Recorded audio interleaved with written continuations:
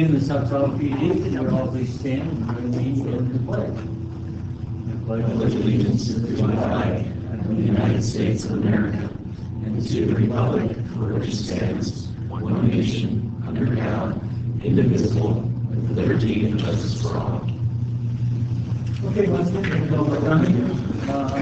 do we have any comments from the audience on items that are not on the agenda? Okay. So we're going to move on to corrections to the agenda or consent calendar. Do anybody have anything? Just a couple, 1.1 quick question. Sure. 4D, very, very supportive, great program, great efforts, encourage the continued advertising of the water-wise, good for both conservation and for security. I think advertising it as a security benefit as well for pros and cons could be a way of getting more people involved. And then my only other question was in regard to DORADO. We know that that's the one about Liberty. No disagreement, no anything. Just curious if we've sent something out to the city manager to let them know. Yeah, we had a meeting with them. We met with the city manager to that regard, and we've been in contact with Liberty, John, and let him know what the plan is. I don't know if you've talked to Frank? I haven't talked to Frank. I've talked, I sent an email to Tina, Frank's administrative assistant. She does many things.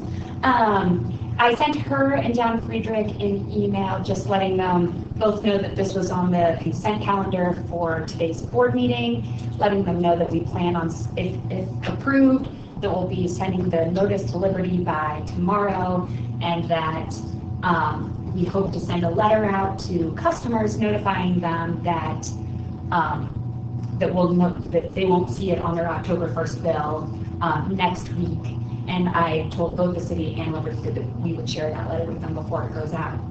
I mean, city won't be referenced at all, but just so they can see what we're doing. Cool. Well, thank you so much. Nick, just an FYI, I have no problem with you bringing this up. I only put it on the consent calendar because we've talked about this. No, yeah, add into that. No, and I agree with That's the only timelines and everything. So okay, yeah, no, that's fine. Yeah. So, do we have a motion? I don't think we approve the consent calendar. We'll second it.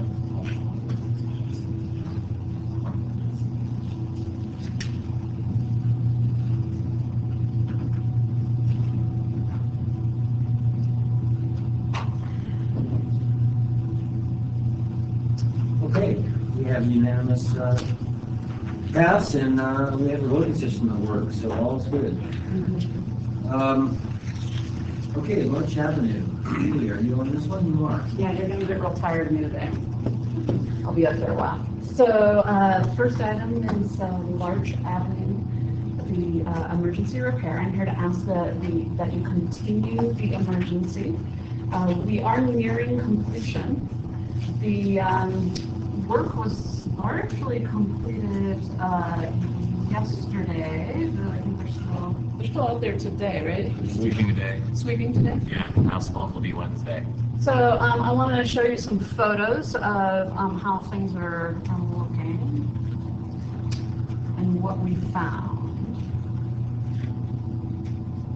So I just have some representative photos here of pipe coming out of, that came out of the ground.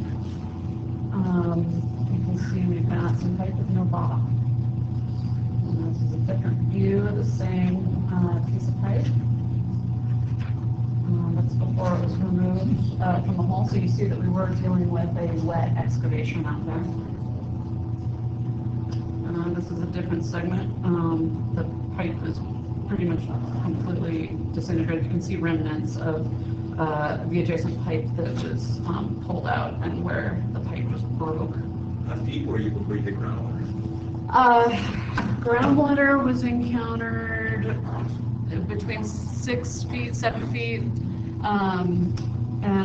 but at the deepest end of the excavation, there wasn't much in the way of groundwater. So the excavation was as deep as 13 feet at the finish end of the work, And at that end, because it was kind of, there was a hill, they didn't encounter substantial groundwater. It was where the excavation was more shallow that they encountered more groundwater. So, Soil is, right? yeah, exactly. So I want to show you a little bit of video. This is hot off the presses. We just captured this video this morning. I will speed forward to where it gets interesting.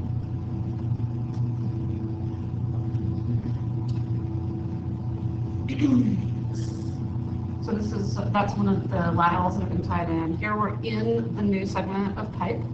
And you can see this is at about 207, 208 feet from the upstream end. The videoed going down the pipe, which is kind of backwards.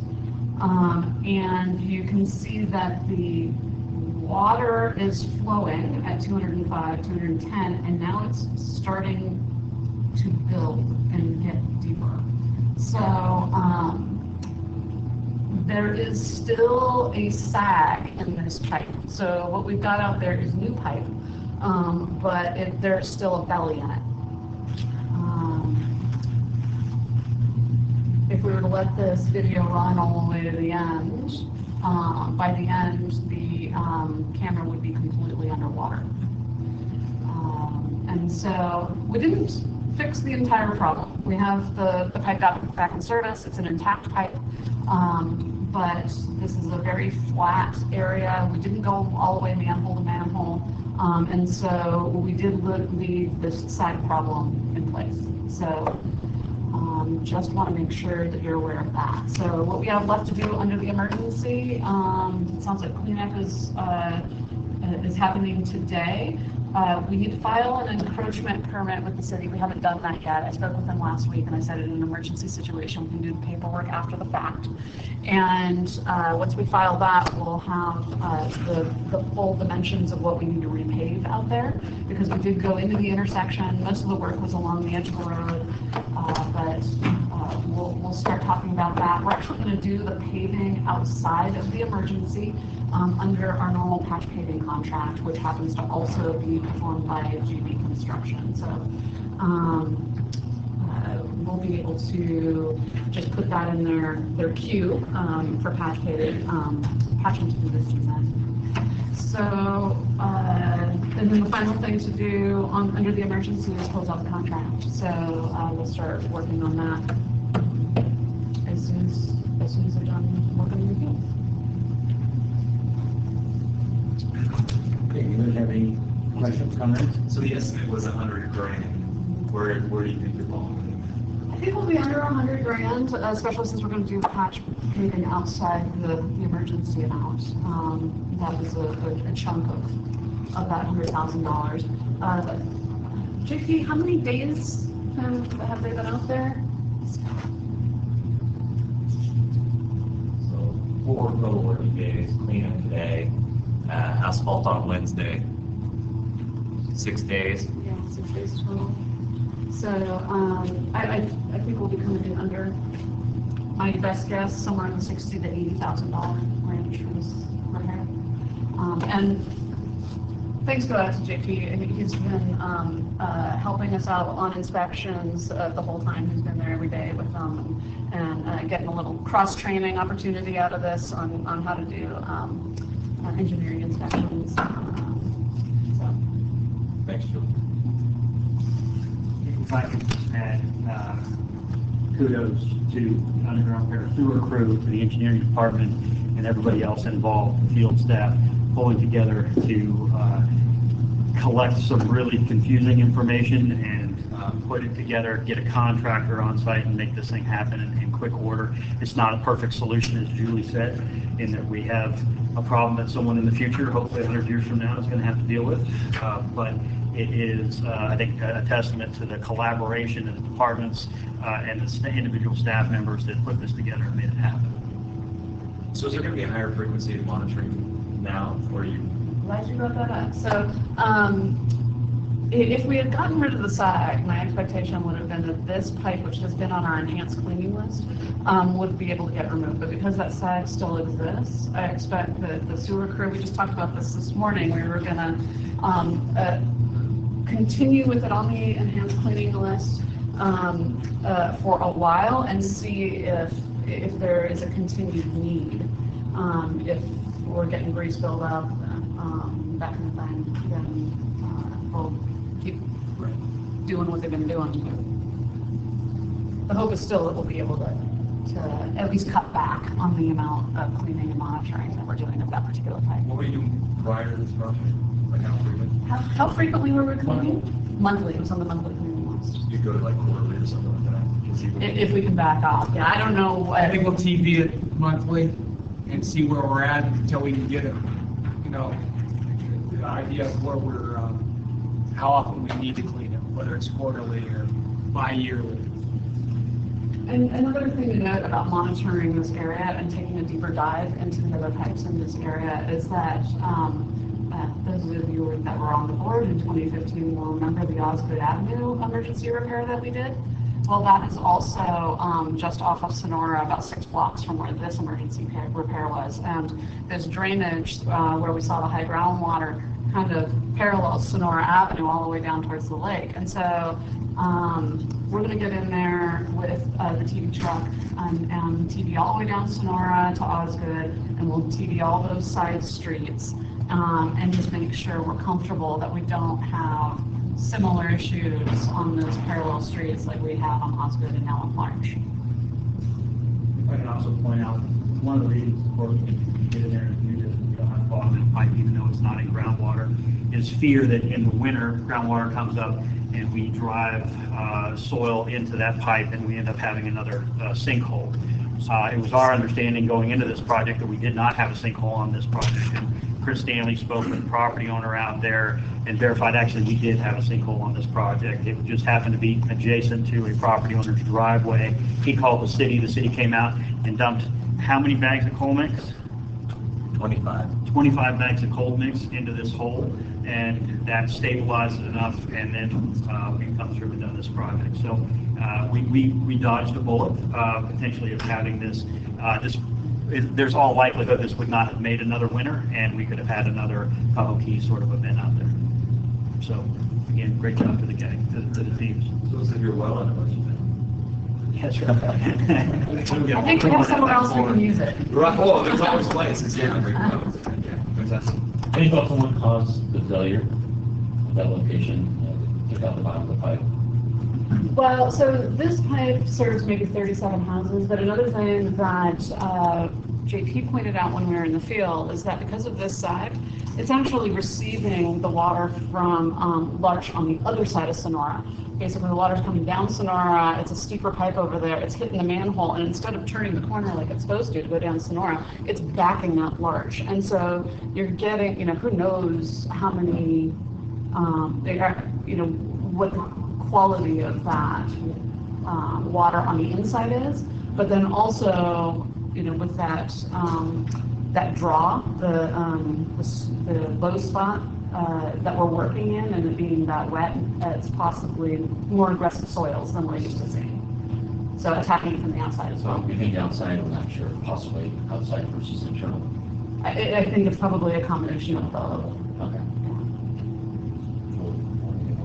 Yeah. Do you think that the sag was creating sulfuric acid? That was part of it. JP, why don't you go on up to the microphone, everybody can hear your comment. I was just pointing out that maybe the sag was creating some gases in there that would erode the pipe as well. That sag's been there a long time. That water sits in there stagnant, Sitting, not moving. the bottom way. Yeah. That's probably about 70 years old. That's right? That pipe was installed in 1959. When? 1959. 59, 60, 60 something. We're estimating about 15% of our system has sags in it, so this is very concerning what the motor failure would be.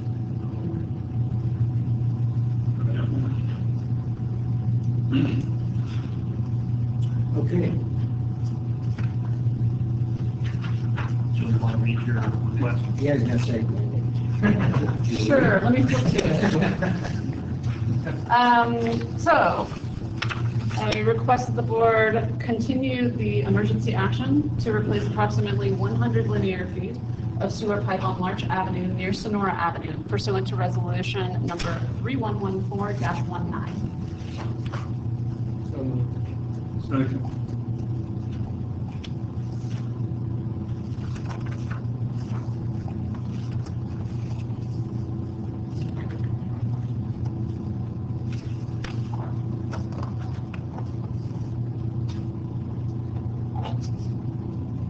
Okay, once again, unanimous. So Your Honor, what will do it? All right. Next up is the Geronimo Way sewer pipeline emergency repair. I believe last time when I was off at a conference, Chris gave you a staff report on what's going out on Geronimo Way. Well, we've circled the horses, so to speak, and figured out what it is we think we need, and in this case, it does require us to declare an emergency. So we have about a 250-foot long pipe, again with no bottom, on Geronimo Way, which is off of West San Bernardino. And I've got a overview map and a couple of photos that I'd like to show you.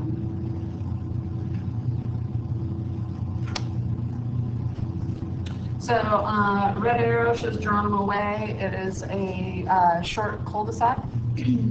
And so in this particular case, we have about 250 feet of 6 inches asbestos. It was installed around 1967. We have very high groundwater in this area and a very flat pipe. I'll bring up some photos that I think you've seen before that are snapshots out of the TV camera. So this first one, this is at the downstream end, so closer to West San Bernardino. And this is a similar sort of deterioration that we saw on Apache Avenue last summer, where you've got the bottom of the pipe is starting to degrade at the coupler. And so the red line kind of depicts where we expect the coupler to end. So you can see that you've got deterioration beyond the coupler, so that is a open hole in the bottom of the pipe. And then the other photo I have is at the upstream end, and what is notable about this photo is there's two things. One is that the honeycomb kind of pattern that you can see here in the middle, that's the inside of the gasket for a band repair. The sewer crew had been out in roughly 2013 and installed a number of band repairs along this pipe. You can see ground beyond the end of that gasket. So the pipe has continued to deteriorate inside that band repair. The other thing that's notable is near the top of the photo, you can see reflection of the bottom. This photo is taken through water. So the pipe is almost completely full and it's completely clear. So we have a large I&I problem in this pipe. The sewer crew had done some approximating of how much flow was coming out of this pipe, which only serves 4 houses, and they were measuring around 20 gallons a minute. So that really starts to add up as far as additional treatment costs go. What's amazing is how clear it is, what that camera can do. The quality of that camera, I know, it is incredible. I actually had to go ask Brent. I'm like, what am I looking at here? He's like, oh, the camera's underwater. Well, the other thing is water. You add that all up, it comes out to about 800,000 gallons for the year. And $6 1,000 gallons for us to treat it here when it doesn't need to be treated is about $60,000. Just from this one section. Just to treat that water that is leaking. how many more do we have situations like this? It's really starting to add up. Exactly. So, for all these reasons, the ongoing treatment costs, the potential impact to health and the environment, we need to get in as soon as possible and replace this pipe. So that you know, this pipe has also been on the monthly cleaning list for pretty much ever, right? So if we replace this pipe in its entirety, which is what we are proposing to do, then we should be able to relieve the crews of that ongoing monthly maintenance. So for this particular project, we have talked to GD Construction again, now that they're wrapping up with Larch, and they said that they are available to go on over to Geronimo and do this replacement for us as well, and that they can start as soon as next week. We have a little bit of additional planning to do, and so I anticipate that next week we'll probably send them out and do some potholing. One of the challenges in this area is that the houses in the area actually predate the sewer system, and so when they tied them into the main, it looks like they were actually switching from a septic onto the main, and so that is governing the depth of those laterals. And so we wanted to go out and actually find the laterals, what depth are they at the property line, and that'll help us lay out a new main. And so the idea is we'll put a flush inlet deep in the cul-de-sac, and then we'll kind of run oblique to the existing main and then tie into the existing manhole at the intersection of West San Bernardino. We also hope to be able to elevate the main a little bit. The current main is at 5.5 feet below ground surface at the upstream end and 8.5 feet below ground surface at the downstream end. And so if we can elevate that whole main, depending on what's happening with the laterals, we get more fall on the pipe and improve the situation. Another challenge in this area is that we also have 2.5-inch asbestos water main on this street. So can't trace it, and it's probably in the way. So we'll have to do some figuring on the fly about what to do with that water main. Were there other utilities in the way? I'm trying to remember when we discussed this in the operations meeting. And that's why the excavation was at like 9 feet, something like that? I don't know if there's any utilities in the way. In fact, yeah, and I think maybe you're thinking of Larch. Yeah, maybe you're That's what drove the Our speculation from our conversations this morning, looking at drawings, etc., and the investigation was that they may have, when they were installing these, they were going from septic systems onto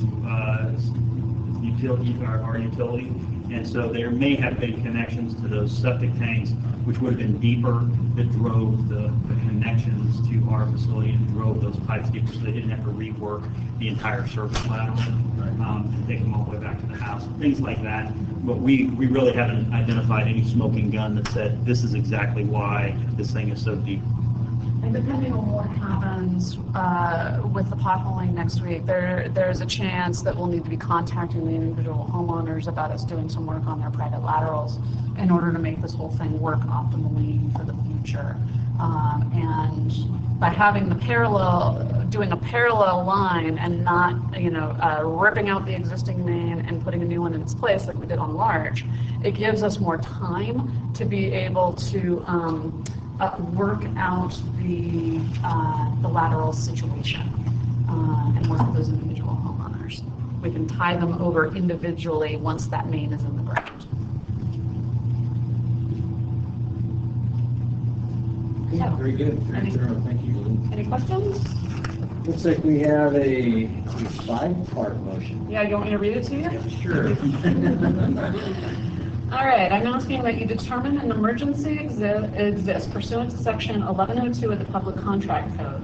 Determine that substantial evidence has been presented to authorize an exception be made pursuant to section 22050 of the Public Contract Code, that this emergency will not permit a delay resulting from a competitive solicitation for bids, and that this action is necessary to respond to the emergency.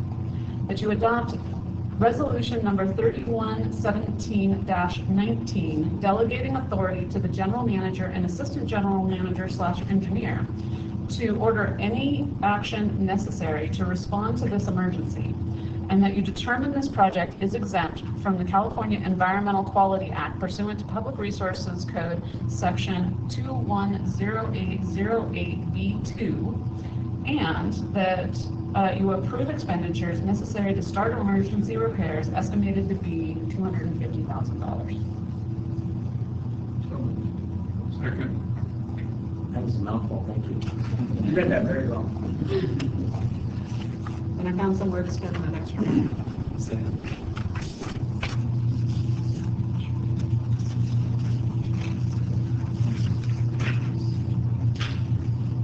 Okay, it's unanimous. I just make a little comment. We're seeing more and more of these. I don't know if you see the trend, but I certainly do. It's not unexpected, but staff is concerned. They're basically having to triage all of these leaks that we're starting to find. They're asking, you know, because we have these emergencies and we can't declare every one extreme emergency, we keep our lawyer just very, they're wondering, you know, what's an emergency, and what's an extreme emergency, and then what's a catastrophic emergency. And somehow, I think Gary's going to be able to give us some legal guidance. And we talked briefly with Julie a little bit and Shannon a little bit. I think we're going to get a few folks together at staff level, and as you indicated, and as you're seeing, there's more and more of these coming up as a result of TVing. You're finding a lot more things that you didn't know about before, and the idea is to develop a protocol on how to classify these and how to deal with them. Because as Julie and I in particular have talked, these apparently are going to come up more and more. So we want to have a way to handle these in a reasonable manner, depending on what the condition is, and then we'll bring them maybe a report to the board about how we're going to classify and handle each one of these. Yeah, I mean, that's a good idea. I mean, this is the new normal. We have a truck that can identify these things now, and as we see them, we can't just throw them on the master plan for 5 years from now, because as we encounter them, we fix them. It's just the way things are unfortunately going to work from now on. Yeah, we're focusing on the enhanced cleaning list. I think there's like 300 pipes on this list out of 6,000. So we're focusing on what I think, I hope, is the worst of the pipes. So expect more of them. Because the statute's written as vague, correct? But we've kind of been operating under The emergency statute. Yes. Well, it provides the district with flexibility to determine what really is an emergency. And each one is really different. Whether if it's obviously even one out in the Keys was truly an immediate emergency when you had it collapsing. Some of these others are they're of real concern, and if you really something you didn't want, you have to go on and continue over into the next winter. So I think a number of those factors we'll talk about at the staff level and determine how we're going to handle these. Do they need to be done today? Do they need to be done before the end of winter, or can they be added to a list later on? And depending on what classification they fall in, we would also then propose what sort of schedule to deal with them for a fix. Would that only be kind of health and human safety related, or would there be a financial component as well? Because if you look at, say, Jim's back at the cost care matching calculations about the cost to treat that water, you put that on a list and it's 5 years down the road, that's a big number. And so I guess I'm less pessimistic about finding these. I'm terribly optimistic, I would say, because all of a sudden in subsequent weeks, we're shoring up projects in the next 10 years. They're going to save significant monies. And so just kind of throwing that out, the idea out there, kind of a component looking at as well. Looking at the emergency being the financial liability of the district. Something like that. Another difficulty of dealing with these as emergencies as opposed to forward planning, though, is that when they are an emergency, we have to drop everything else, right? And so those well-laid plans, us trying to stay lean and mean, it means those well-laid plans can't be moved forward because everything has to shift. You shouldn't be required to be triaging, your regular work, these, and deciding which ones need to be done. It's just, if you have enough money, you take care of it. Just indiscriminately replacing lines without knowing what they are. No, we don't, so we're not indiscriminate. Well, then how But would the you one know out there, it's they're finding more, they're repairing more. Well, of course we are, because that's a TV truck. Okay, so until you find it, what do you gotta do? Just dig it up? Things we knew were out there in 50, 60, You knew that this particular project here. No, I didn't know that specifically, Okay. but I can say that there's a lot out there. Well, and- so can and it's finding I. them. So can I, and that's their job. Okay. But how can you plan for something you don't know till you TV it? We know we have to start doing more catching up. How about we move on? Yeah, exactly. Just another idea that I like, kind of going with a positive approach, is that, if we're finding these things, I agree, truck service is great, you're gonna find these things, you can't do it without the truck. But start accounting for the savings that we're generating. Because fundamentally, when people ask in the community, what are you doing? You have something to back up. We have removed X number of gallons of water from being treated, which saved you as the ratepayer X. Do you see what I'm saying? Yeah. And start to do some level of accounting. I don't think it has to be terribly robust, but something where each of these projects where you could reference it relatively quickly to kind of demonstrate the positive thing we're doing. Because I think staff's doing a great job. You're working through these processes, but it would be nice to kind of conglomerate these things so you could show the totality of the benefit that you're generating to the community right there. Yeah, I agree, and I think there is a way to address some of these problems moving forward without an emergency. You'll see in the next agenda item with the Rocky 2 waterline project, we added bid items to do T&M work as needed on the water and sewer systems. And so, if that had been in place at the time that large came up, we could have proceeded under that contract immediately with that contractor that was already on contract to deal with the work and not declare the emergency. So, if we make that a customary piece of our projects as they go to bid, then we will have a mechanism in place to be better able to deal with these problems without putting a huge stress on our resources and the additional cost associated with just piecemeal. I mean, anytime you make something fast, you make it expensive, right? Okay, so, that one's gone, so now let's move on to item C. Julie, before you get going, Gary, would you outline this one for us? Yeah, on the Rockland 2 project, as far as, in addition to the award part of it, there was a bit of protest by Mascara.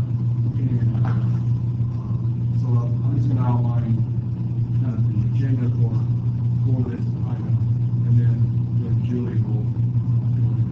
So staff, Julie will outline the project and the points that were made in the protest to the board. And after she's done, I think she's got a presentation to go with this.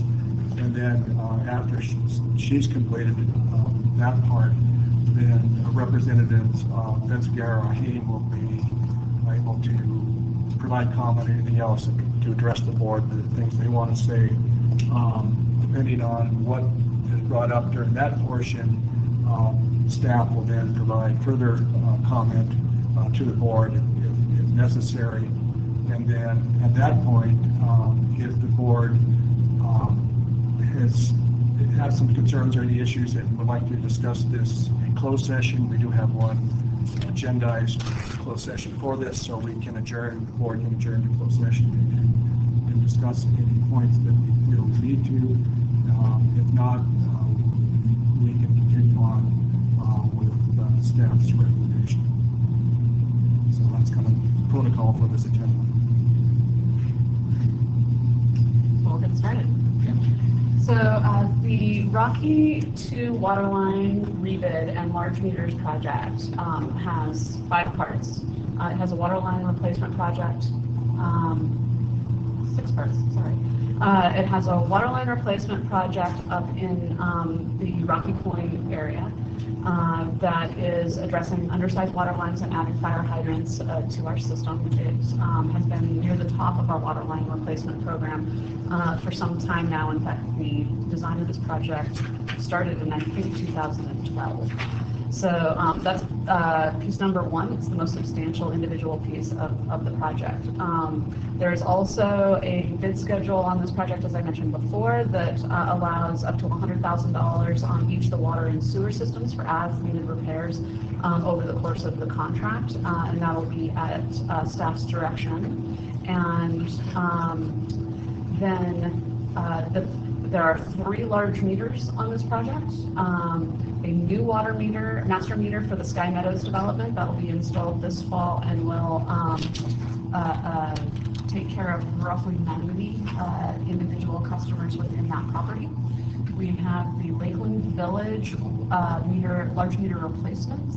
This project consolidates 3 smaller, like 2-inch water meters into a single large meter. That will allow them both fire flows within their property and get rid of those 3 smaller aged out assets. The last meter is the Tahoe Beach and Ski replacement. That was backwards. The last one I just described was Tahoe Beach and Ski. Lakeland Village, there's actually 2 meters there that are being installed, and those 2 large meters actually replace 3 meters. So those are the meters. The last piece of the project is the Rocky Point PRV replacement. This is an asset that has aged out during our 2012 condition assessment of the water system. It was anticipated that this PRV had about 5 years left on its life, and it's been 7. So it is the next highest in priority for us to replace. And we actually did have a fairly substantial water leak just outside this vault a couple weeks ago where the steel pipe was tying into the ductile pipe at the vault. And so it'll be good to get this asset replaced with something new and modern, and that project will include instrumentation and controls just like we installed at the Pine Valley PRV this summer. So that project is being funded by the Bureau of Reclamation, and we have a timeline. We have to get that one done by the end of June of 2020. So that's all the work encompassed under this particular bid. We received 2 bids on this project. The bid opening was on Tuesday, July 16th. And the apparent low bidder is Haven Constructors. The other bid that we received was from Vincent Construction. And about a week after the bid opening, but timely within the bid protest period, we did receive a written bid protest from Vincent Construction. So as part of our bid review, we have also reviewed that protest, and it's a fairly lengthy and complex document. And so as I was preparing to present the points to you today, I prepared a little PowerPoint to help guide me and you through the points of Vincent bid protest. So, point number 1, he says they said the district should not have rejected all bids for the Rocky 2 water line project that was bid in February of this year. Point number 2, Vincent Construction was the low bidder for the water line portion of the current bid. And so their point is that no other bidder should be awarded the waterline portion of the work. Point number 3 is that Hain Constructors is not a qualified bidder because the projects that were listed in Hain's bid were performed as Thomas Hain Construction. Thomas Hain Company. Sorry, Thomas Hain Company. Point number 4, the bid bond is not valid because it was not properly sealed and notarized. Point number 5, other forms are not valid because they were not properly notarized. Point number 6, Vincent Construction was not allowed to review Hain's bid forms. And point number 7, Hain did not comply with the DDE good faith effort requirements of the bid. So walking through, point number 1, with respect to the February Rocky II waterline bid, the district's formal response to Vincent was that South Tahoe PUD has absolute discretion to reject bids. It doesn't matter the reason, but we did have reasons for rejecting all the bids in February. We were in the course of the environmental review for the SRF loan, and because of the federal shutdown, they were unable to confirm for us a date that they would guarantee that those documents would be reviewed. We could not mobilize the project until that environmental review was complete, and based on when we had turned in the application packet, we didn't actually expect, even if there had been no shutdown, that we would receive the authority to construct until May 1.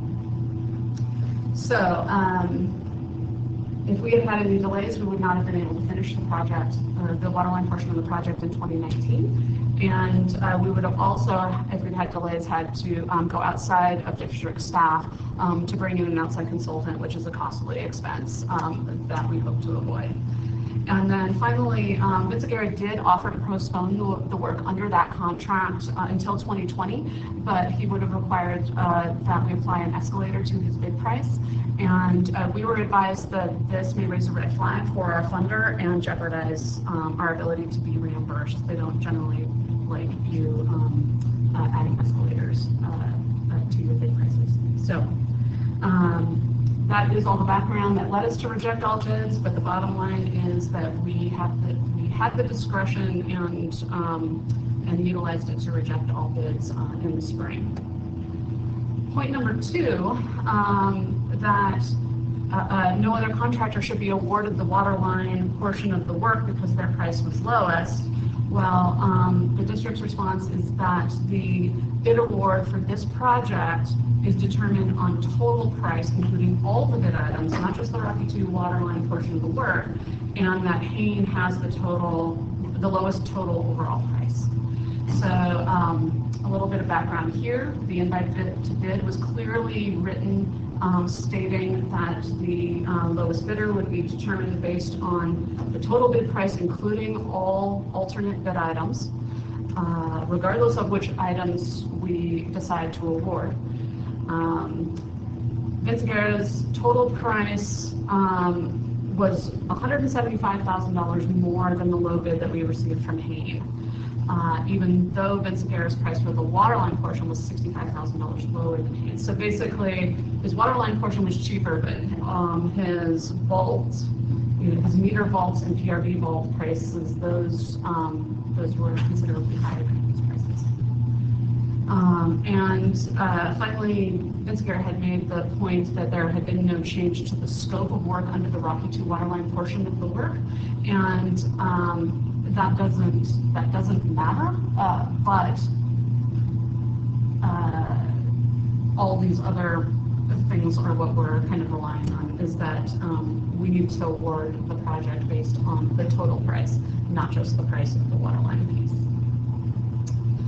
Point 3 had to do with the qualifications of Hain Constructors to actually bid this work. And the background here is that Thomas Hain Company is becoming Hain Constructors. We received a letter from Hain Constructors to that effect, describing the reason for the change in company name. and kind of the impacts it has. And so the district has a history of accepting corporate changes without question. And so we think that that is fair to do so in this case as well. And just as an aside, I understand that during the course of the bidding of the Meters 5A project, Vinciguerra had a bid as a sole proprietorship, and then by the time we bid, they had changed to a corporation. And we did not take issue with this. We didn't even raise it as an issue, and so it has been district policy not to kind of get into the inner workings of the corporate structures of the firms that are work. And because the qualification requirements in the bid are not based on any sort of legal statute or requirement, we have the ability to waive the discrepancy in this case that Thomas Hayne Company performed the work that was listed as their references, and we can award to Hayne Constructors. Point 4, that the bid bond is not valid. We find that the bid bond is valid. The bond is properly sealed. It's just a very light imprint on that bond, but when you hold it the right way, you can see that it is there. Vinciguerra had also made the case that the notary on the bid bond was improper because it was a Nevada-based notary, and after conferring with our attorneys, they found that that it is not improper to have a Nevada-based notary perform a California document. So there is no problem there with the fact that it is a Nevada-based notary. Point 5. There are 2 other forms that Vinciguerra Construction considered invalid. It's again this issue of the Nevada notary for the non-collusion declaration and the certification by the contractor's insurance broker. And again, a notary is not improper solely because it is a Nevada notary. However, on the non-collusion declaration, that particular form was stated to be notarized in California, but the notary was a Nevada notary. And so that is a problematic item, but because there is, again, no statutory requirement that the non-collusion declaration be notarized, then we can waive that notary requirement if it doesn't give Hayne a material advantage in the bid, and in this case we find that it doesn't.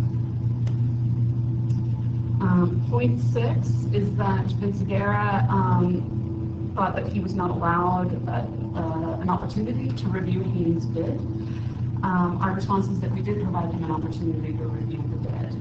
They had filed a public records request to receive hard copies of Hayne's bid, and it is district's practice to review documents for redaction before hard copies are produced. So as an alternative, because of the short time frame allowed for him to protest, we welcomed him to come to our office, sit in a room with staff, allow him to physically review the unredacted, unreviewed, unredacted version of the bid, take any notes that he needed. We just kept him from taking photographs or making copies of those bids. And then at the end of the day, I understand, I wasn't actually there, but I understand that staff offered to make copies of individual pages of the unredacted document upon his request, and he declined. So that issue is behind us. And then point 7, Hayne's DBE good faith effort is inadequate. Staff finds that Hayne's good faith effort meets the contract requirements. As you guys are well aware of at this point, with all of our SRF funding, the disadvantaged business enterprise good faith effort is a requirement of the state revolving fund loans that we have been using. It is not a requirement of our standard contract documents for when we're paying for projects not using this form of funding. The state requires that we follow our own process, which we have defined in our contract documents, and that process directly follows the EPA guidelines for a good faith effort. And then further, we developed a template that we use to review the good faith efforts that are provided by the bidders, and we use that same template with every bidder on every project so that we follow a consistent format for the same things every time we review. And so when we reviewed Haynes good faith effort that was included with their bid, we found that they met the contract requirements for both advertising and outreach. And then finally, part of Ben Segura's concern was that the Haynes bid did not include any disadvantaged business subcontractors in its bid. And the point to make there is that our contract actually has no minimum usage requirement for DBEs.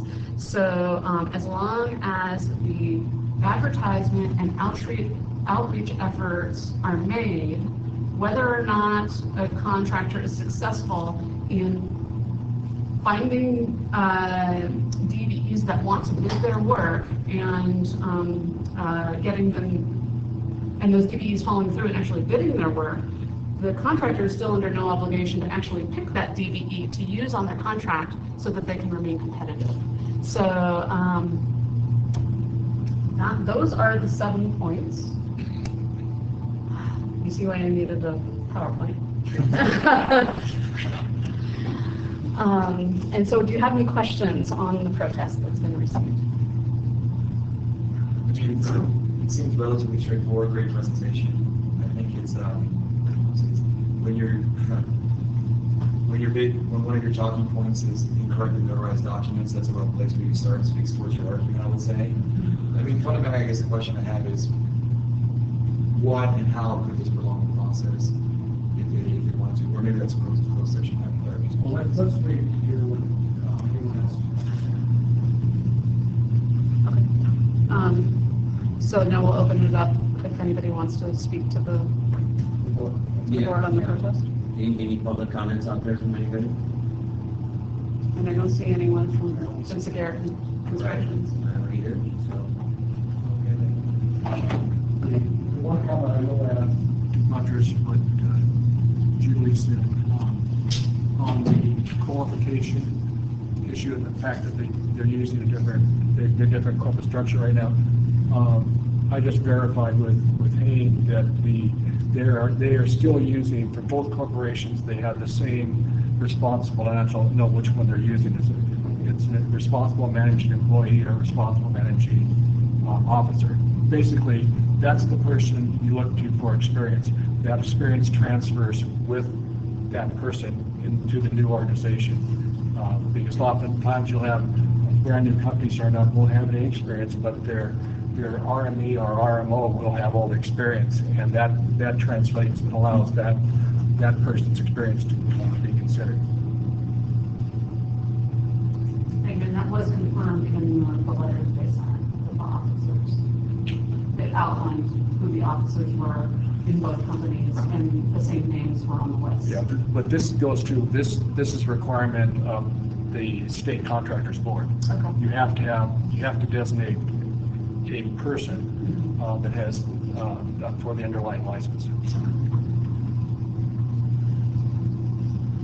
Any other questions? So I think we can move on right here. Yeah. Motion. I'd like to make a motion.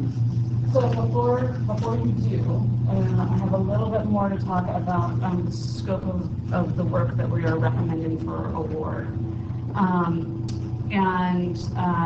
That is that 3 of these items, the 3 large meters, had been added alternates, and that we are actually recommending to the board that we award all the items on this project, because we did get competitive pricing on those large meters, which we had not in the past.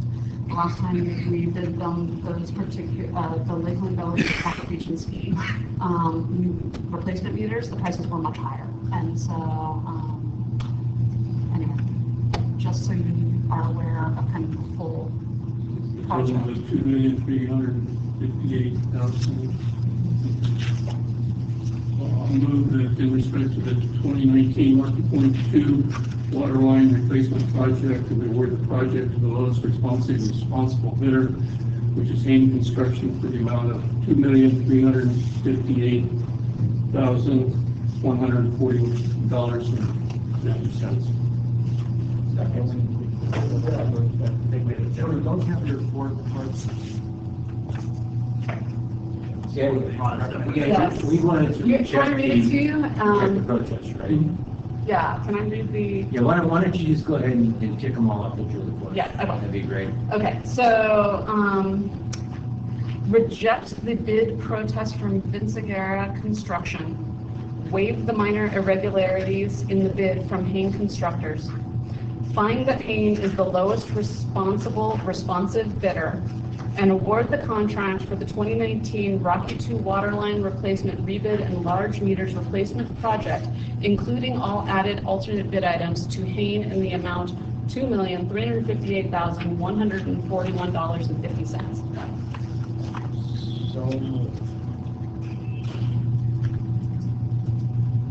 I'll second that.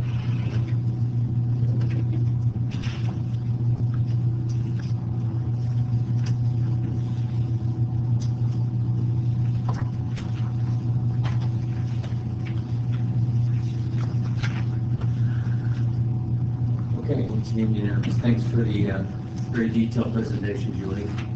I would have thought you'd get the next one off, but it says you're up again. Then you're rid of me after this one. All right, hopefully, well, this one will be a little bit faster.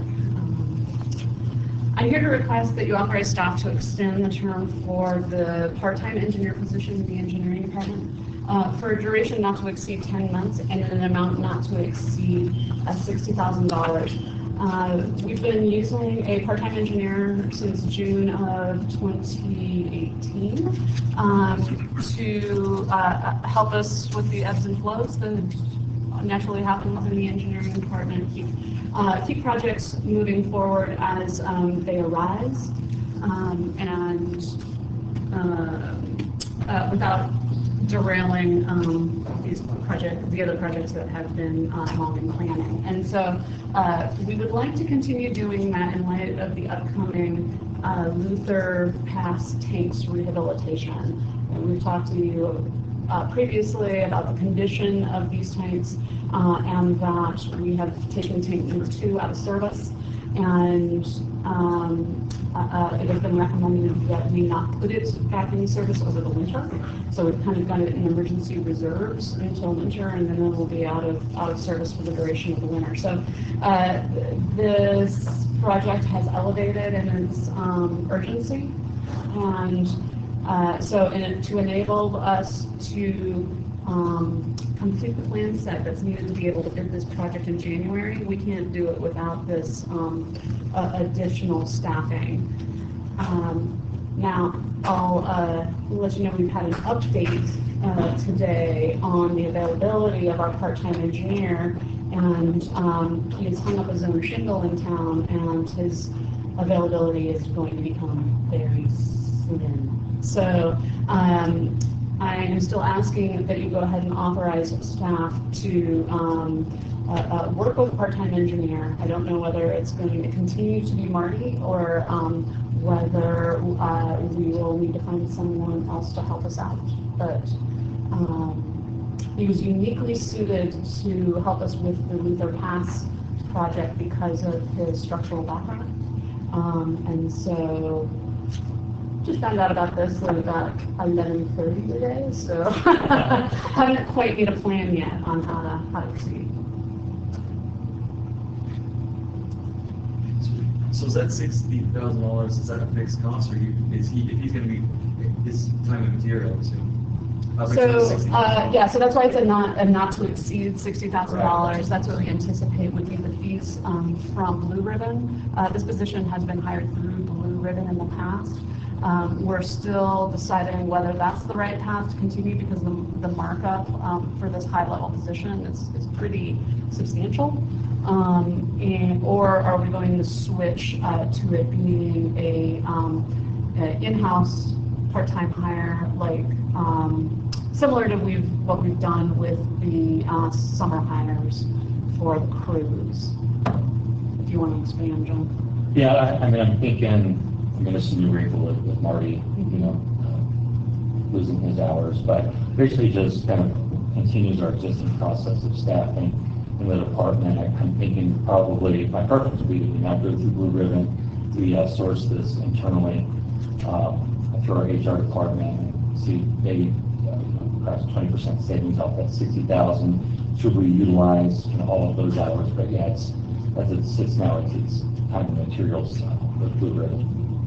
And another note is that the existing purchase order with Blue Ribbon for him is expected to run out of funding this month. And so even if he doesn't continue with us into the fall, I foresee that we're going to need to fund at least to wrap up. Right. Yeah.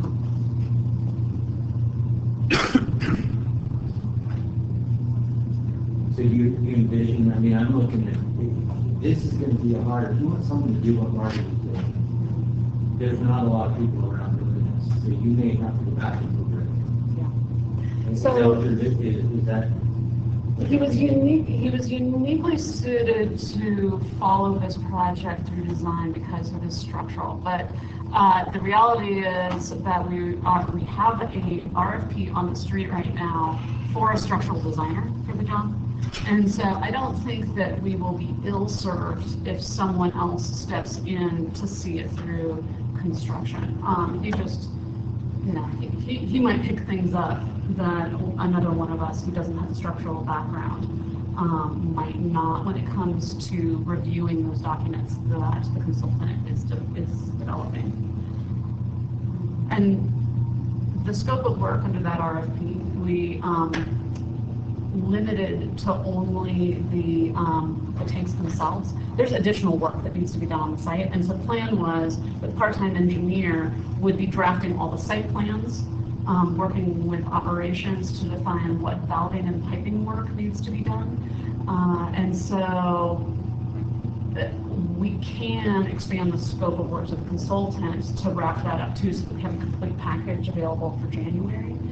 But, we're going to have to look at the efficacy of the different approaches that we can take on this project to get it. I mean, we really need to hit the street in January or February in order to get tank 2 restored or rebuilt next summer.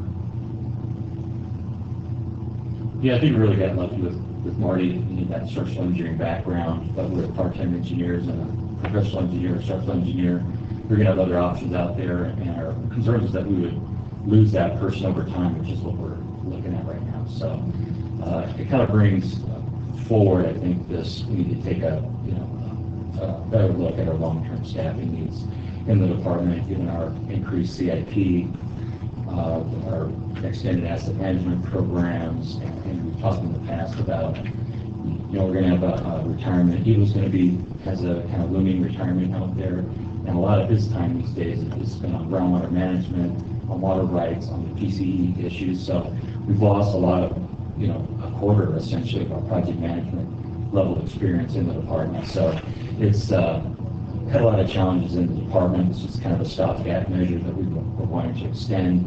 But with this new information, I think we'll continue to find better solutions. Yeah, and I guess another point to that end is that we have the Rocky 1 water line project that's supposed to get constructed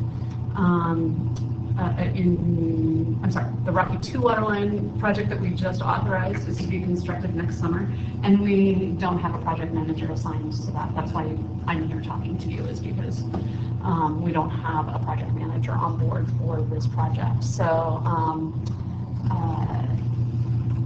you know, this wrinkle changes kind of the overall outlook for what we're doing moving forward, you know, starting now.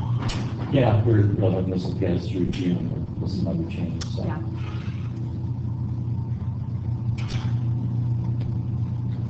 Okay. Do you want to read it? Again? Okay. I'm requesting that you authorize staff to extend the term for the part-time engineer for a duration not to exceed 10 months and in an amount not to exceed $60,000. Second. Thank you. We're done with you now. As far as you know. Oh, Yeah, I mean, this was discussed in Finance Committee, was that last week or 2 weeks ago? I just figured you were on such a good roll, you keep going for me. Jim, you guys also. Oh, I'm sorry. Okay, water and sewer field operations department staff. Good afternoon. In the pumps department, over the last few years, we've been experiencing a lot of retirements. And so far, we're not doing too bad with the new recruits that we have. We've got some pretty good guys in there. But what I'm understanding is that we have a couple more employees, one Chris Morita and another one Greg James, are looking at retiring here in the winter. Hopefully, well, here in the next few months, I understand. I have not received anything in writing. This is all verbal. Chris Morita was going to retire, he thought in July, but said something about sticking around and helping through the season because he knew that there was a bunch of new employees and the workload. So I kind of anticipate that he'll probably be leaving after the dig season or somewhere close to that.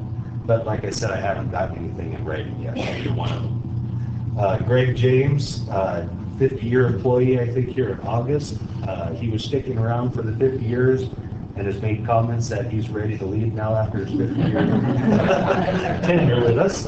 Geez, what happened? Yeah, exactly. Like I said, the department's doing okay right now with the new recruits that we have. But to tell you the truth, we have a lot of concerns with the departure of these two other full-time employees. There's a lot of knowledge going out the door just for these two alone. And a little concerned about having a group of a bunch of new guys with all the technical stuff that's dealt with daily, aging pumps, motors, things like that.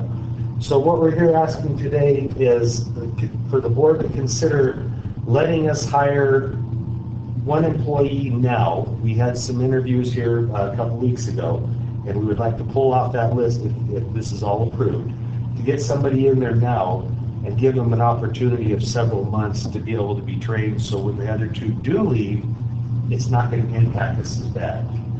This is an unbudgeted position, so I wanted to make sure you guys knew about that. This has been practiced in the past in the pumps department, and it seems to have some pretty good results by getting somebody trained. So we're here today asking if we could do the same once again. By unbudgeted, what you mean really is the overlap is unbudgeted. Yes. Yes. Okay. Yeah. I mean, I granted, an entry-level person is going to get a different step. It'll be a lot more than the full-time guys that are there now, yes. We're looking at least 2 or 3 months overlap. I mean, we're hoping for that. That's what the impression is, but like I said, I don't have anything in writing yet, so I wanted to make sure that was clear.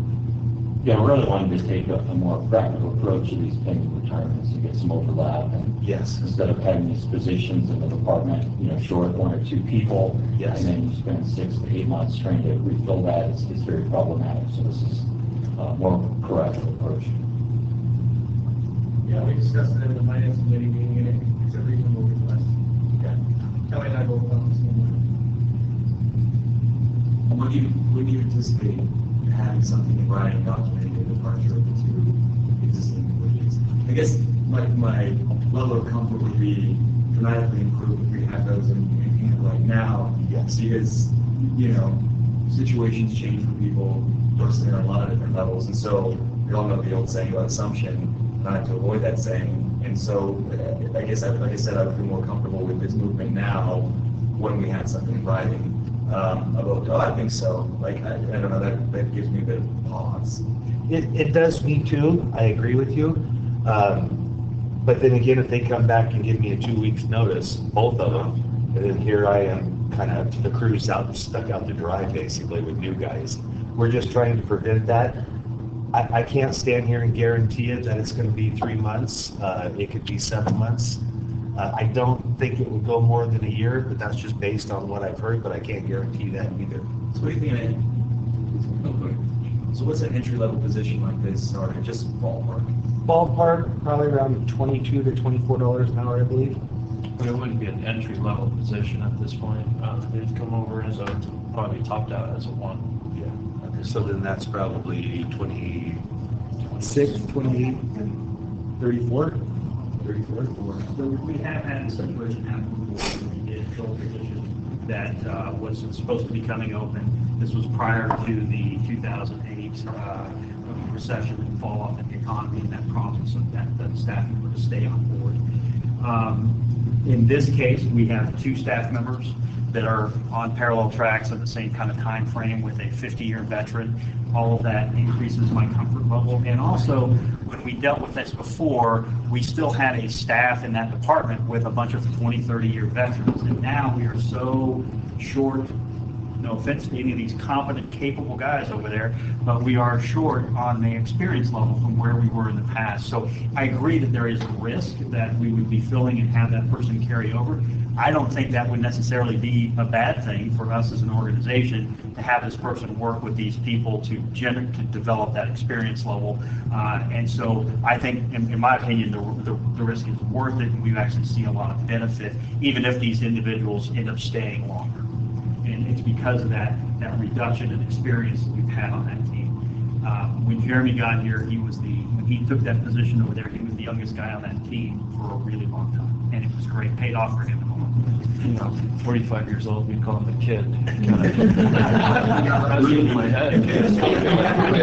You're talking about 2 that may retire, one of them is probably 100%, you know, but you're only asking to replace one of them at this point. Yes. So, you know, I don't see that there's a problem. Yeah, we would just like one because they both do retire within a month or 2 of each other. It won't have such a giant impact on the department. Where if 2 just retired and I didn't have anybody to fill them, then we're bringing 2 brand new guys in. Semi-experienced, I guess you might say, depending on the candidates that we get. Yeah, one more comment on cost benefit. I mean, we're planning to pull this person from an existing recruitment that we did, so it saves a lot of the new set of recruiting costs if we wait. No, fundamentally, I would say I don't have any issue with as this is described, but I prefer things in writing. Sure. It would be just the kind of end-all statement. Yeah, but like Shannon said, the longer they stay, the more knowledge transfers there is. Exactly. So there's an upside for that. No, and again, that's correct as well, but 2008 would be a perfect example, kind of in the situation. And we all know what took place and what prolonged as it related to anticipated retirements means actual retirement. And I love the idea of thinking this economy's going to hum on like this forever. But we all know that's not the case. Yeah. And so just being cautious as it relates to the fiduciary responsibility of the board and mine. Yeah, and I agree you should be. It is kind of a weird situation to come up and ask just to put a different employee on. Like I said, we have done it in the past. There was an incident where the person stayed longer than what we thought, but the guy got more experience, and by doing so, over the years, he also turned out to be the supervisor of the department. So I understand you completely. No more questions? We're asking the board to authorize staff to hire an additional pump station operator in the water and sewer field operations department. So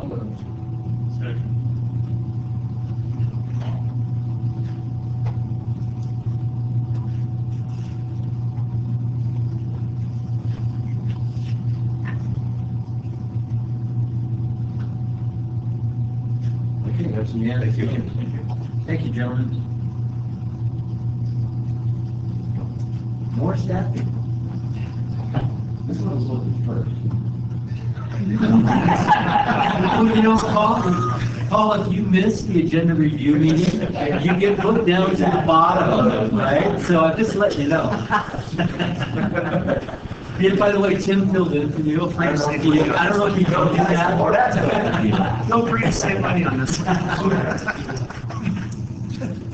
So, Lynn and I will do this agenda item together. But what we're seeking is authorization for district staff to bring the position of the part-time grants assistant in-house and convert to full-time in May of 2020. As you recall, we brought this to the Finance Committee 2 weeks ago, to Kelly and Chris, and discussed it, and I believe we got buy-in from the two of them, and then they reported out to the entire board following that meeting. And the discussion that took place during the Finance Committee was that the grants department, it's a revenue generating as well as cost saving department, generates revenue by bringing in grants on the average about $2.2 million a year, creates cost savings by applying on the district's behalf the subsidized interest loans through the state revolving fund program. Lynn is retiring in May of 2021, our grant coordinator. It's not It's not in writing yet. No. Okay. Tim wants to clap, though. He didn't get to clap last time. In preparation of that, obviously we want to have a transition plan in place before she leaves. The current makeup of the department includes the coordinator position, and Lynn currently works about 60 hours a week, which obviously that's 20 hours of overtime. We have a shared position that's shared equally with accounting and grants, so that's 20 hours a week. And then we do have a part-time assistant paid through Blue Ribbon, and they work approximately 19 hours a week. The entire cost of the weekly wages for that structure is about $4,700. What staff is recommending is that we bring the part-time grant assistant in-house, the ones currently through Blue Ribbon. In August, we advertised the position beginning as part-time, but then moving to full-time in May of 2020. And this will allow 1 full year from May of 2020 to May of 2021 to gain a full year of full-time experience and training before she retires. It does, through that period of time, that 1 year period, adds about 21 additional hours per week to the department, and that will generate an additional cost of about $36,000, but it's just for that 1 year period.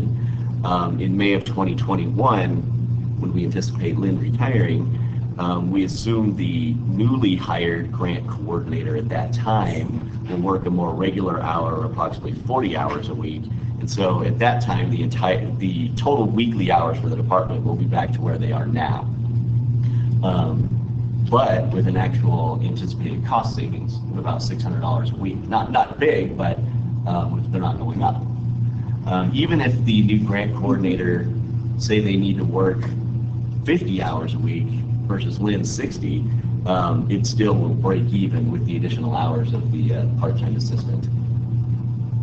So at this time, staff is recommending authorization for district staff to bring the position of part-time grants assistant in-house and convert it to full-time in May of 2020. Lynn, was that good enough, or do you want to add anything? I thought he did an excellent job. Okay. He is my boss. Great job of reading what you wrote.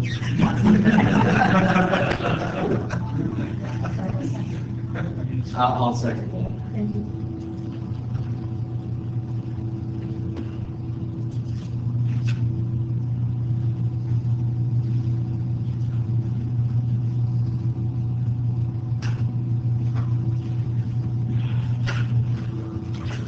Okay, unanimous. Thank you, Mr. Hughes. All right, let's see, where are we now? We're actually at the bottom in the claims. I'll move to approve payment of claims in the amount of $3,100,393.81. I'll second that.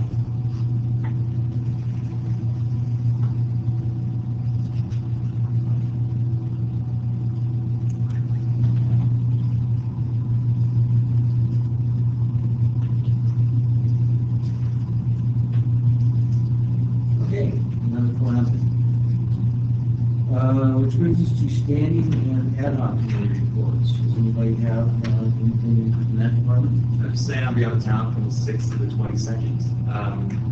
Really wish I could have been for the Tahoe event and everyone coming in. Of course, that's what the plan trip, or I should say my wife planned the trip. So I just want to let everyone know I'll be out of town and good luck on all the events taking place in August.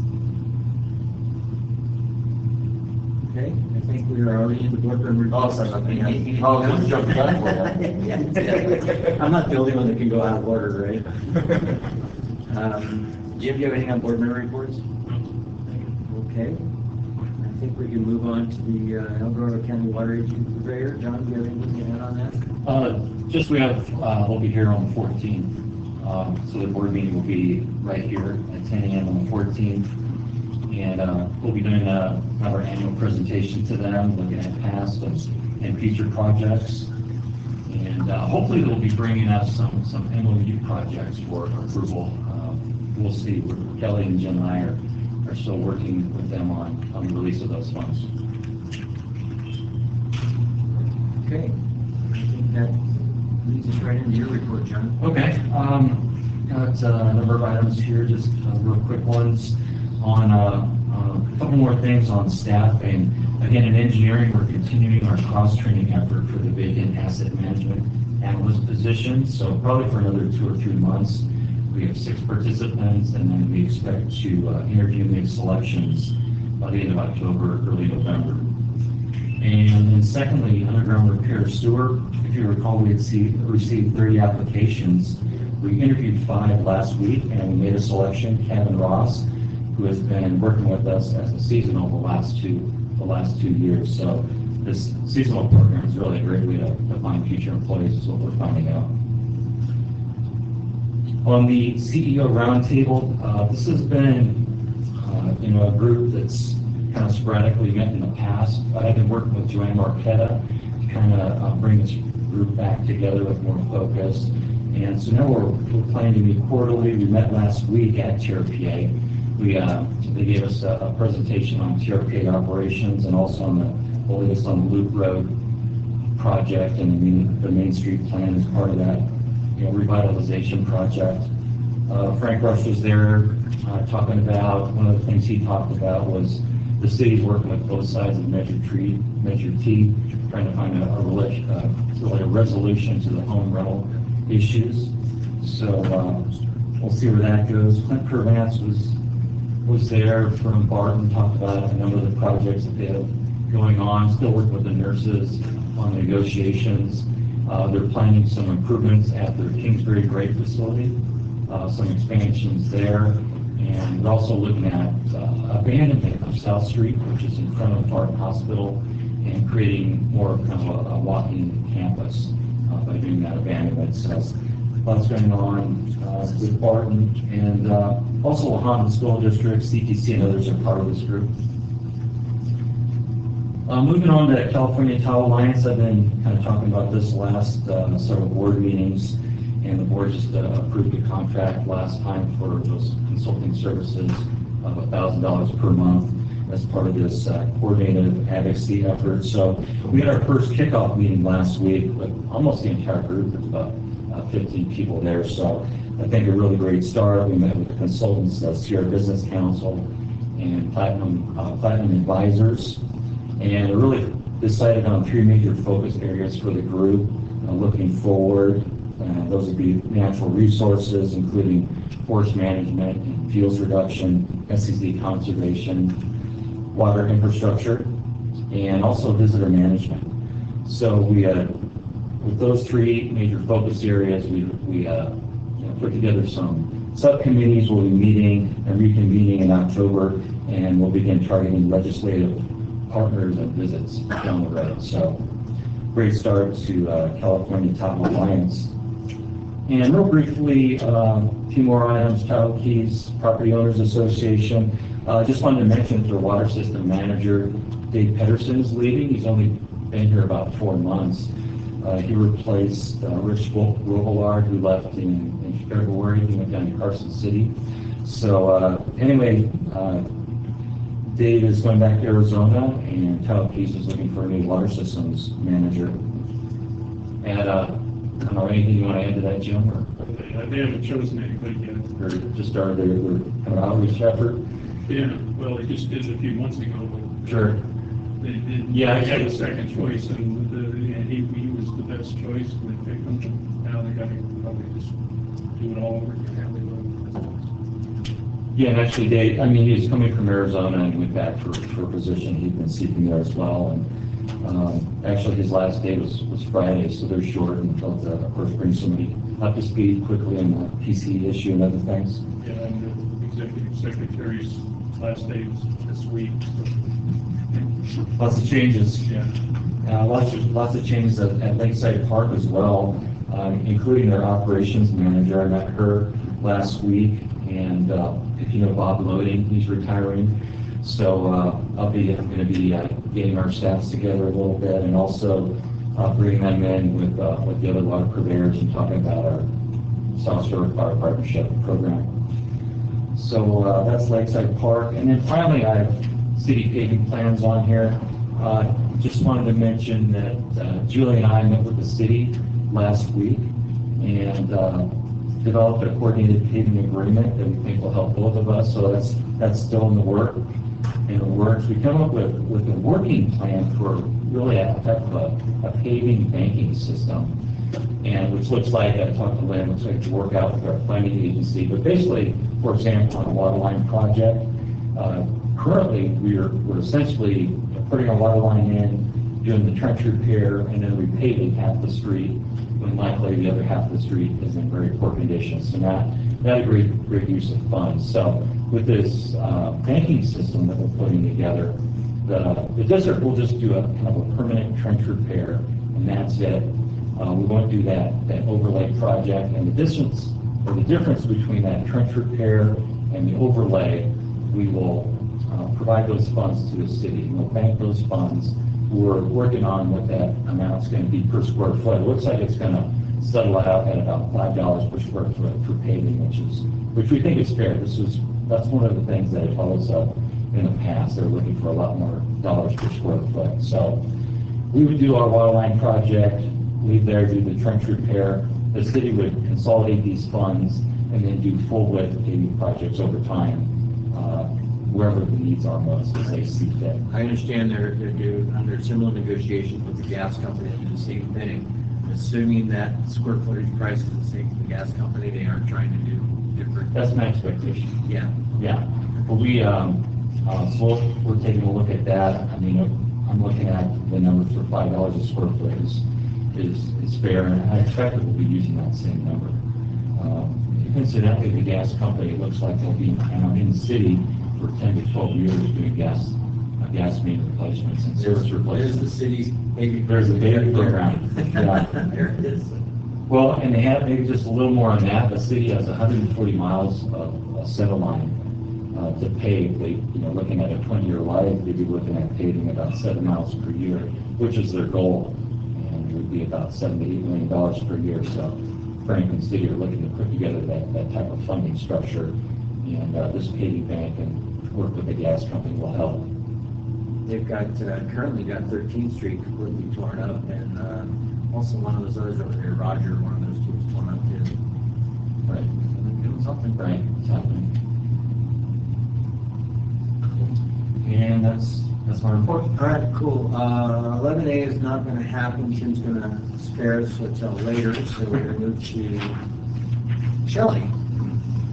Howdy. So wanted to give you a quick update on things that are going on out in Alpine County. Indian Creek Reservoir, which is the freshwater reservoir we manage, not Harvey Place Reservoir, which is our recycled water reservoir, had a Alpine Watershed Group, which is a nonprofit based out in Alpine County, does routine sampling of lakes and reservoirs out there for water quality and for bacteria. And when they sampled on July 22nd, as a routine sampling at Indian Creek Reservoir, the test result levels came out positive for cyanotoxin, microcystin, which is blue-green algae. It came in at 4.39, and California has a caution action trigger established at 0.08. So since it was, 0.8, since it was above 0.8 at 4.39, the water district notified us that they got the sample results back and that it triggered this caution level. So our lab, Dan went down and pulled another water quality sample. They also posted signs at Indian Creek Reservoir today. We found out yesterday that of these sample results. So today we posted signs at the campground and other areas saying caution, there may be blue-green algae. These are the things to be aware of. The good news, in California, there's all different levels, caution, warning, and then dangerous. I think a good news about us going through this experience now at this low level of cyanobacteria is that it allows us to collaborate with Alpine Health and with Alpine County Health Services and Alpine Watershed Group to figure out how we're going to deal with this in the future. Blue-green algae blooms are something that are becoming a bit more common. Cyanobacteria lives in the water naturally when it's really hot out and it's stagnant and there's nutrients. Sometimes you can have a bloom. Really bad blooms look like pea green soup or green paint in the water or scum on the water. They can smell. And if pets are in the water and drink it, they can get sick. People can, if they drink the water, can get sick, or it can cause you to get a rash, other symptoms.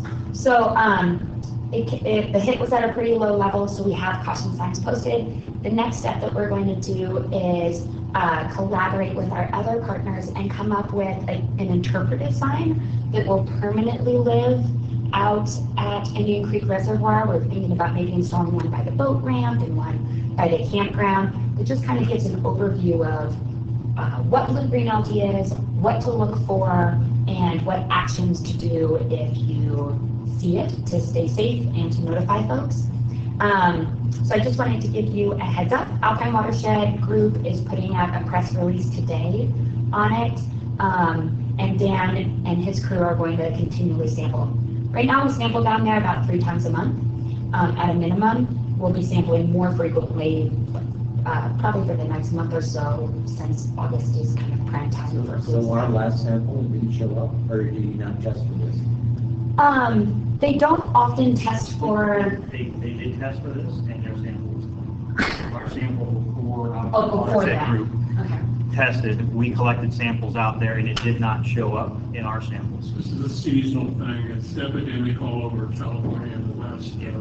Global warming.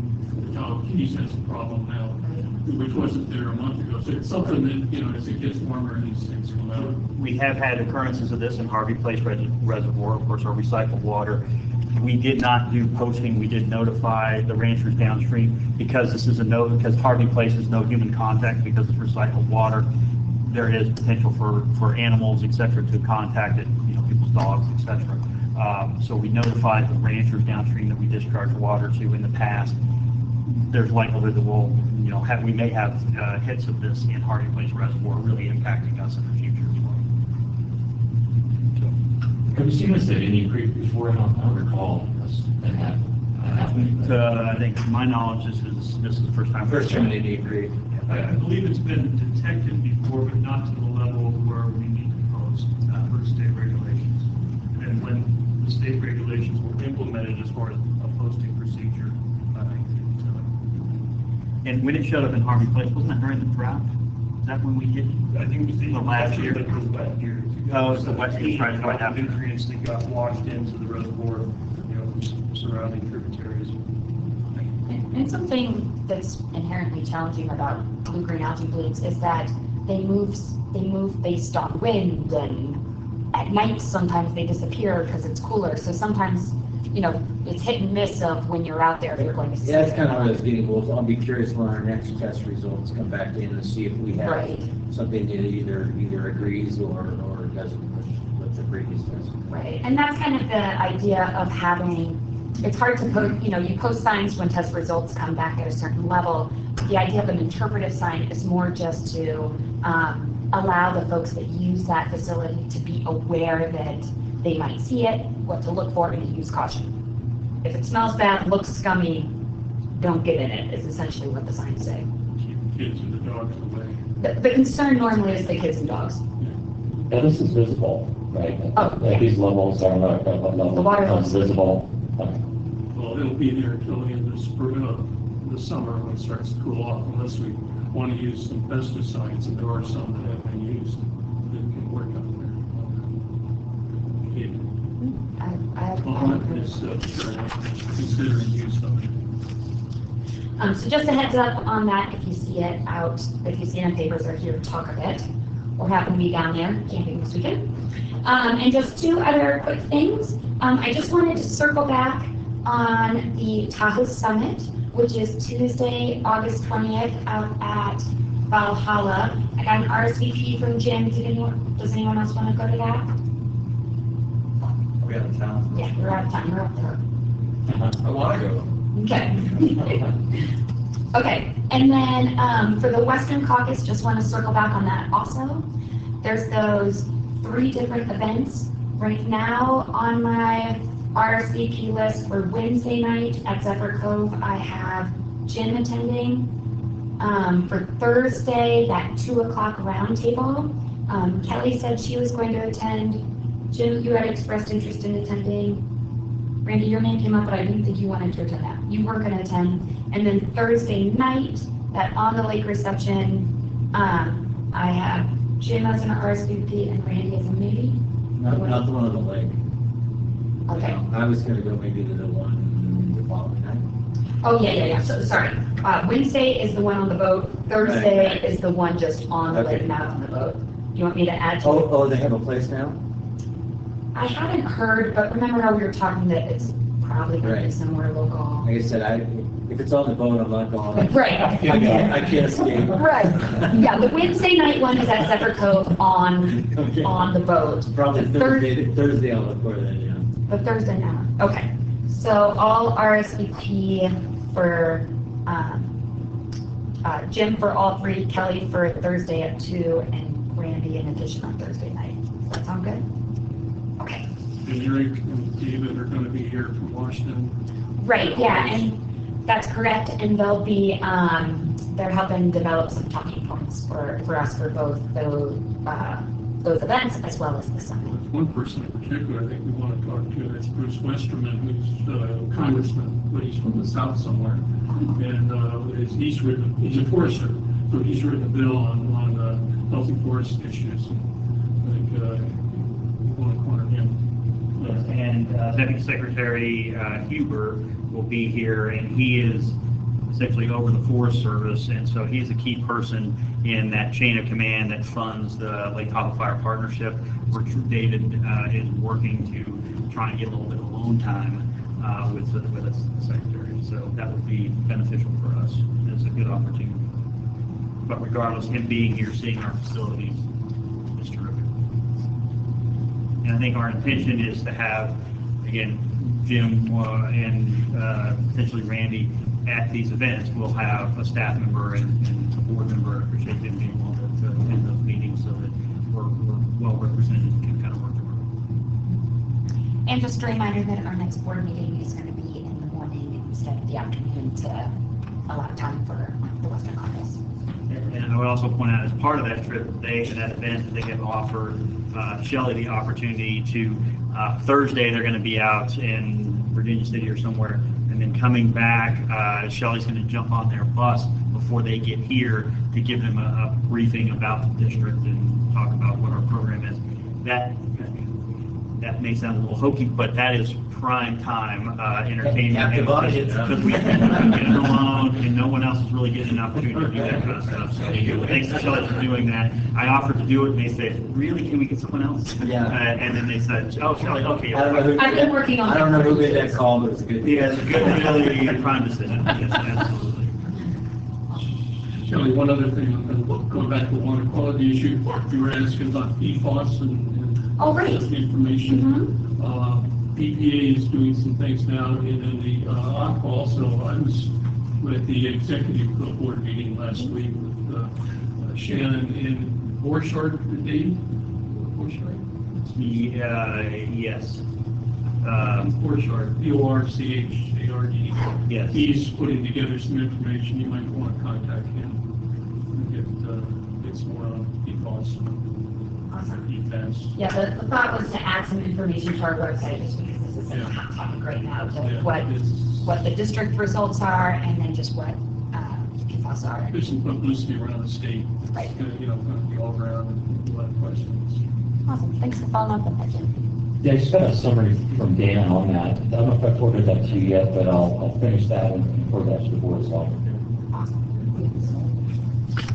All right, I think we've chewed through everything. I noticed on future meetings, ECC's on, oh, you got something, Chris? Yeah. John was supposed to remind you.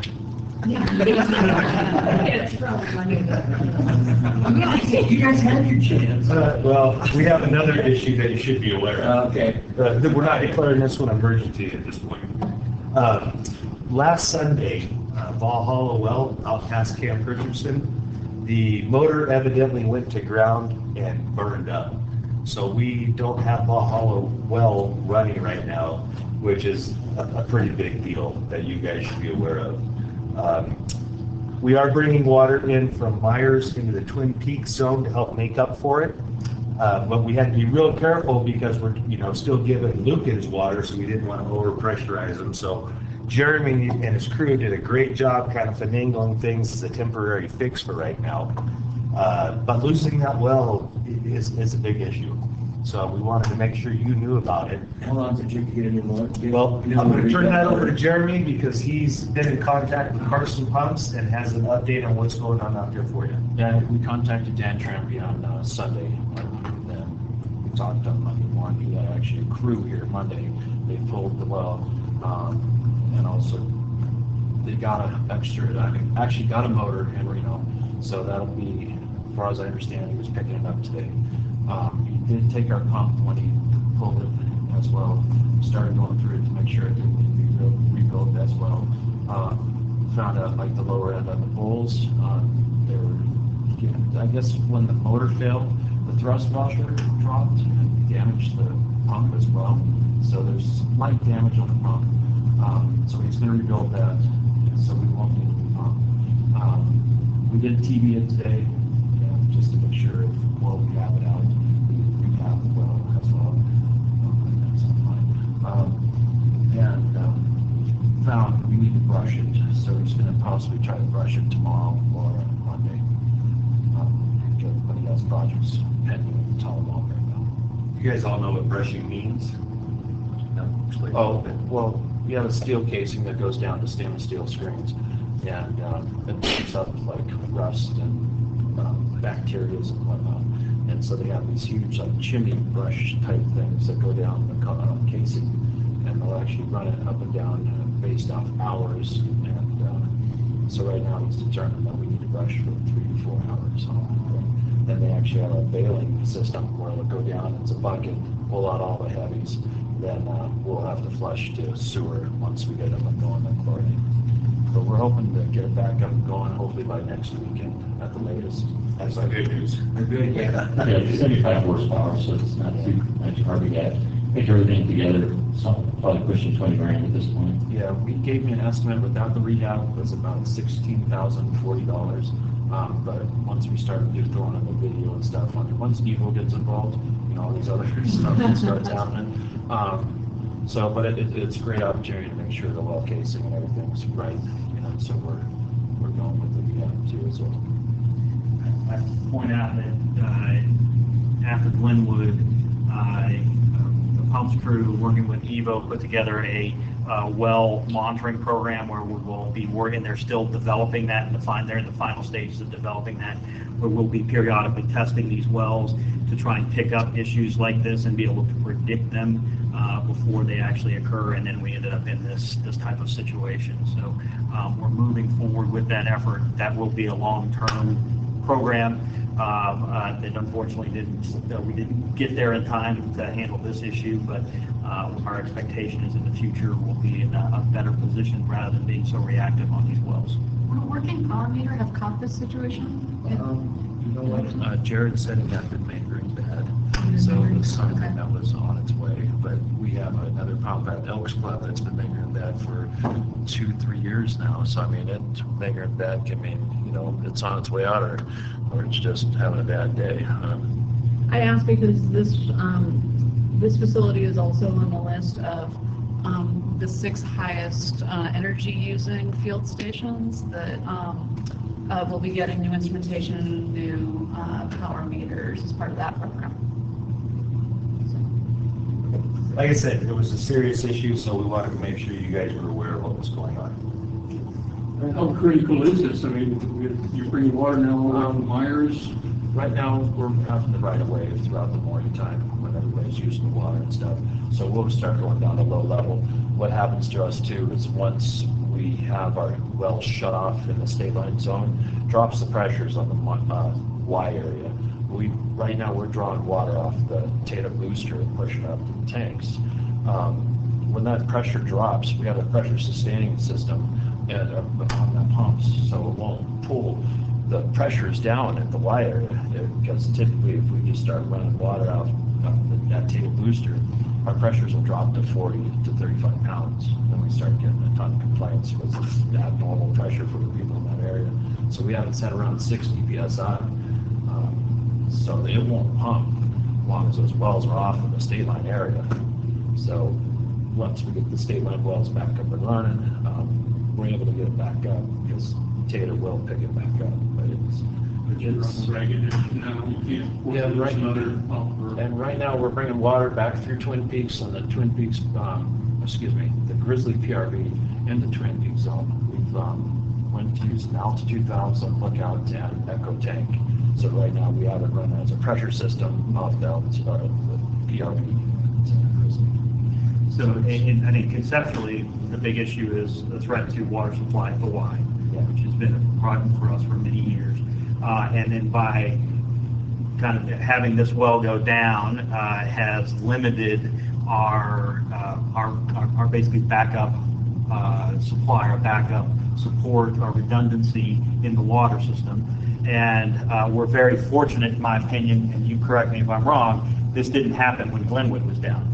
Yeah. Right? We would have been tougher. That would have been tougher, to put it mildly. And there, when field operations people tell me something's tough, I get really, really nervous. And so fortunately, we still have Bayview. Bayview is not currently running, am I right? It's in lag position. It's in lag, okay. Yeah. So we still have redundancy in our system, but this removes, takes some of those pathways out for us. And my big concern, I think we have a fairly dynamic system that gives us a lot of opportunities to operate in a lot of different ways, and great crew who can figure out how to push water where it needs to go.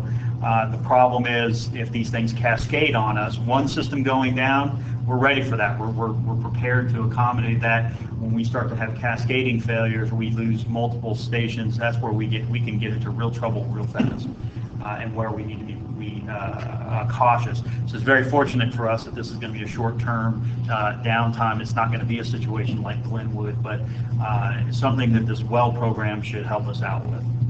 You know, when we lost the airport well due to the arsenic, high levels of arsenic, actually, I believe it's like between anywhere from 11 to 15 parts per billion. MCL right now is 10. It changed the whole dynamics of the way we got water at the Y area. So it's been trying since then. Jeremy, are you using the Twin Peaks PRV to use water? Or is it no, we're actually using the Grizzly PRV. So you're not sending in it? the Twin Peaks, and that's it. Okay, you're not going further. No, Okay. we haven't brought it all the way through Twin Peaks. Is that something you could do to help? Yes, we could actually. If you were starving in But the right summer? now, we have Arrowhead offline. We're feeding pretty much a huge zone with south of Truckee and Bakersfield well. So we got demand. You guys have a lot more to go here, so we just wanted to update you there. Thank you so much. Appreciate that. Okay, I think we're at the end here. Just curious, does anybody know why the ECC meeting moved to noon? She wanted to try something different, to see Try if we something could get different? a big turnout. She wanted to see if, at lunch, when they come back in to eat, if they can come in to eat here, have lunch. Okay. Yes. All right, so that's upcoming, and it's my turn, so that's good.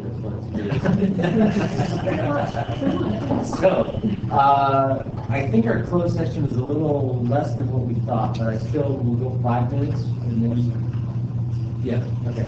About 5 minutes, and then we'll go into open session, nothing to report, being adjourned. Thanks.